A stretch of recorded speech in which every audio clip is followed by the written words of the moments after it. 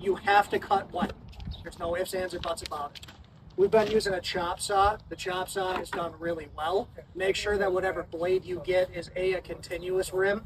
And if you look at it, there's a couple of different types of continuous rims. There's ones that have little chips in them, and there's ones that are actually true continuous all the way around.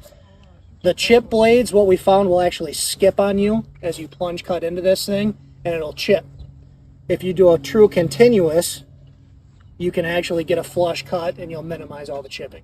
Okay, so if you don't cut wet, it'll actually heat the blade up and you'll actually start to spin and wobble and you'll chip. You'll actually burn the blade out sooner too. We have had very few problems going through the concrete, which is something that I was a little bit impressed by. I thought that a tile blade was not going to do great with concrete, and it did.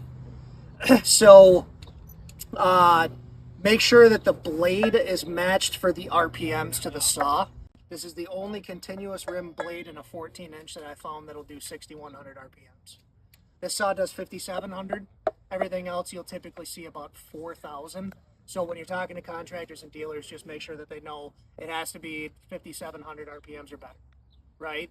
So yes, I highly recommend instead of getting into it and then revving up, rev all the way up, drop down, and give it hell.